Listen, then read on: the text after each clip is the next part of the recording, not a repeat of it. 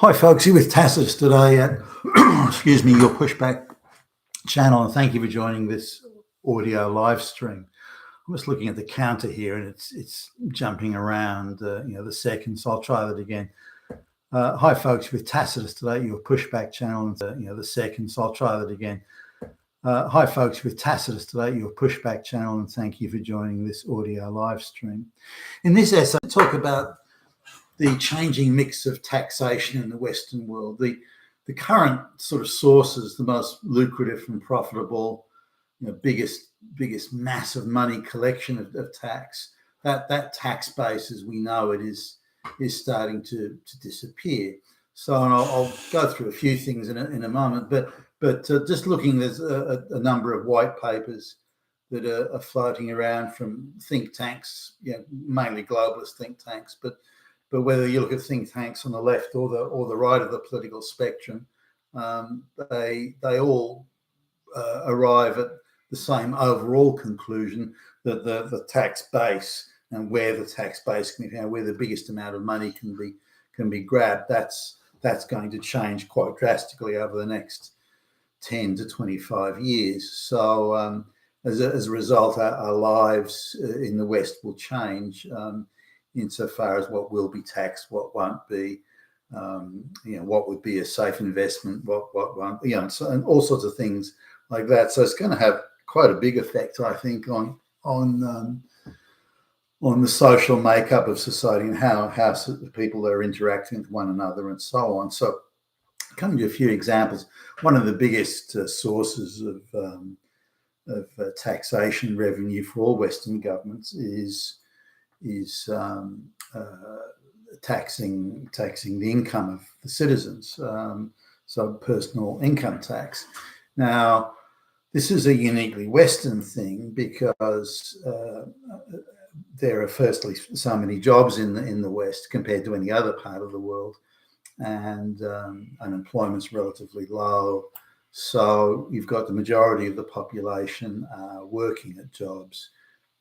And that income that they earn is taxed by the government, collected by the government, and then it's used for for government consolidated revenue and government expenditure and so on. It's used for sending money to the Ukraine, for example. But that's going to change in a couple of ways. Firstly, mechanisation will reduce. Not necessarily the amount of jobs, although that'll definitely happen, but the amount of jobs that will fall below the minimum taxation threshold, and that's already increasing. I mean, just this is a regional city just outside of Sydney. Now, less than 10% of the jobs in that regional city pay the average wage or greater, so less than 10%. Now that just gives you an idea of how few people have an income, or how many people rather have a job that pays, maybe just a tad above half the national average wage. Nowhere near enough to live in that place. So if you're a person on that sort of money, you have to live communally. The best you can afford is a share accommodation apartment or something like that with 3 or 4 other people. The threshold for if you look at the rents in that area and you look at the people on that sort of wage and the cost of living, you would need 5 people to be optimum. Not everyone's going to have this. You need 5 people to live in the place. Now, if you look at the taxation, changing of the taxation threshold and the downward trend in wages, there'll be fewer jobs and fewer people that are in the taxation threshold. So collecting money from income tax is going to be, or collecting revenue, government revenue via income tax from people working in their income, that's going to, I think, suffer maybe not a precipitous or instant decline, but an inexorable and inevitable decline over the next 20 to 30 years, which will mean it'll become a much smaller portion of the overall taxation revenue take. So governments all across the Western world are looking at, well, what can we tax? What will we be taxing in the future, and by how much, and so on and so forth. Now, if we move to a situation where, as Klaus Schwab says in the Globalist World Economic Forum, that the future is you'll own nothing and be happy. Now, I don't know about the be happy bit, but I think they're quite serious about you'll own nothing. And whenever Klaus Schwab says, or the goons in the World Economic Forum say that we're facing obstacles and difficulties and things like that, that's code speak for we need to double down. We have to stop all alternative points of view on social media. We have to treat all white people as white supremacists and imprison them and suppress them. That's what he means. And the people around him, what they mean. You see, as soon as he said that, then suddenly you see it echoed in governments all around the Western world. The biggest threat is white supremacist, and then they're all going. But again, that's code speak for white people, white middle class and working class white people are the big losers from globalization. They're the ones least likely to be enthusiastic about it.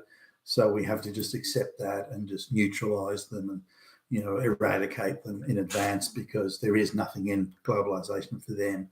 They know it. We know they know it. So let's just get rid of them and stop pretending that we've got these democracies around the place and the rule of law and that sort of stuff. So the taxation is going to change. Now, if people own nothing, and they've got these jobs which effectively, they're going to work effectively in a feudal system. I think it's going to be for bartering.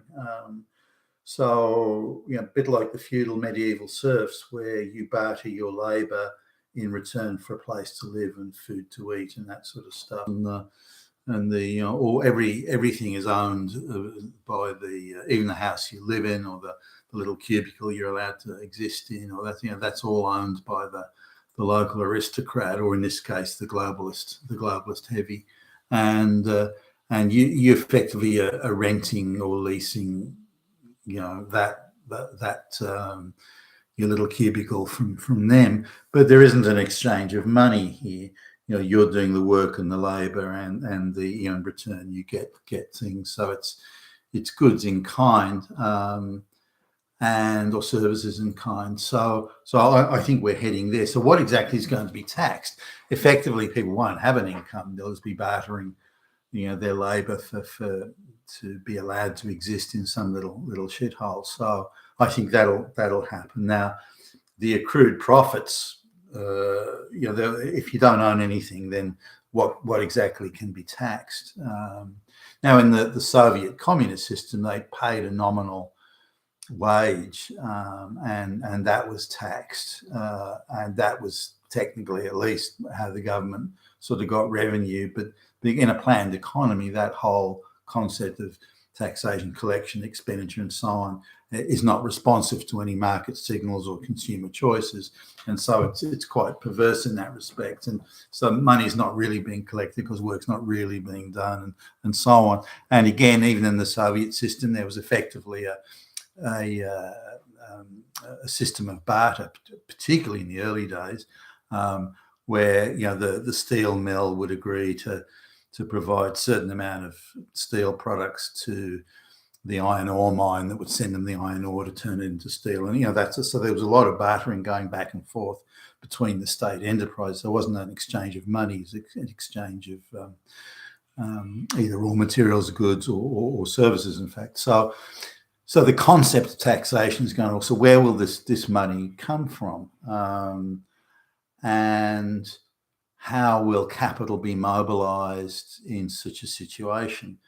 So that's difficult to comprehend, and there are ways of there are certain ideas of taxation, certainly in the interim, moving to a whole new concept of tax in the future. So in Australia, as a case in point, that the government, the left centre-left government, which is particularly pro-globalist, they have decided to more heavily tax people with a superannuation holding, like a retirement fund holding of more than the next $1 million.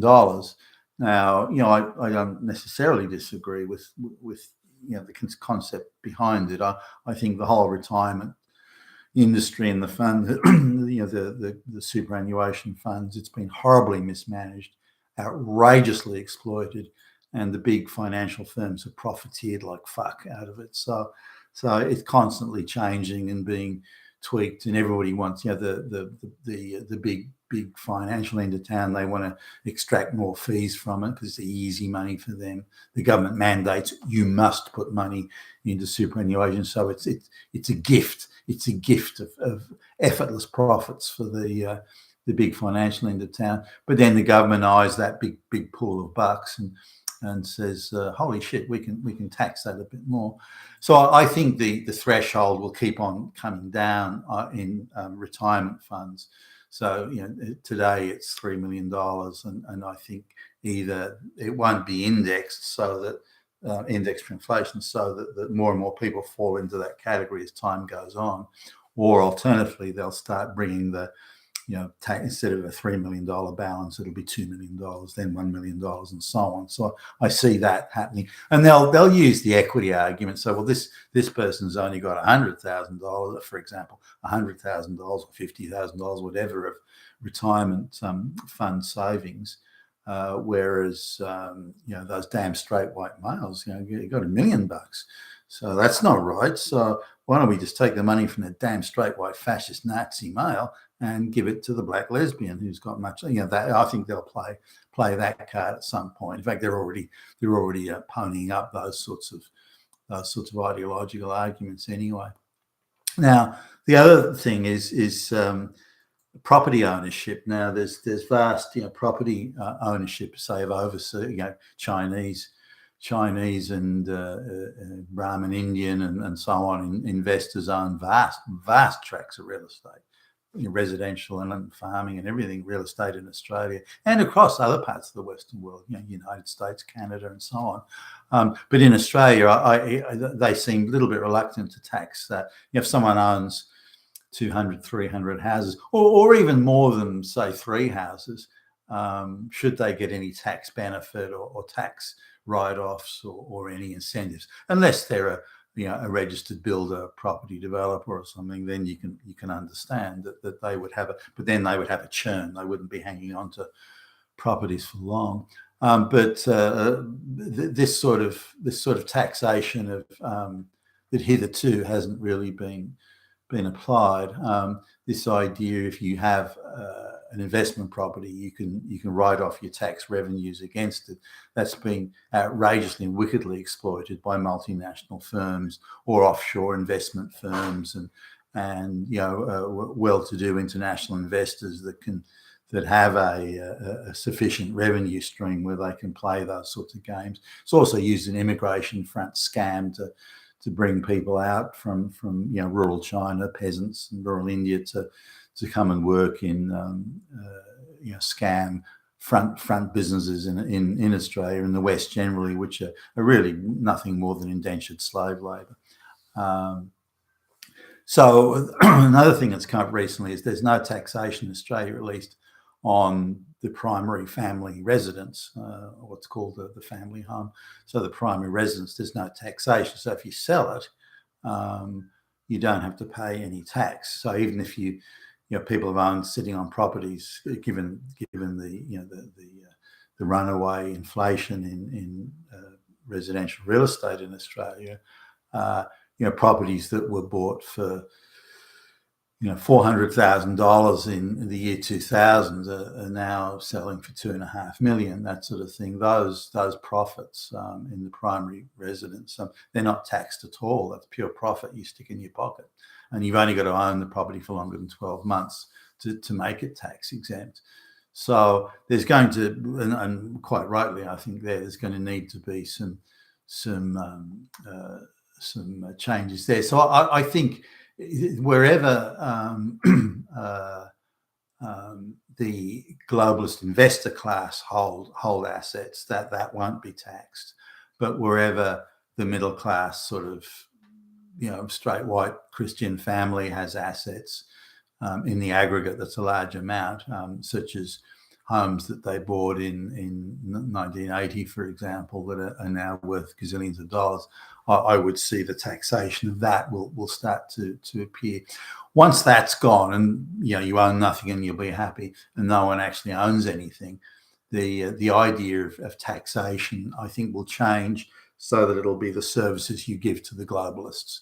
If you dig the roads for them, or you're a servant in their household, or something like. So it's going to be an exchange of services in return for the meager existence that they'll allow you to have as a serf peasant. I think that'll be how tax, which is really to a large extent how it was in the medieval times. Now, the way the central government raised revenue in medieval times was they would give monopolies to favoured goons that they had.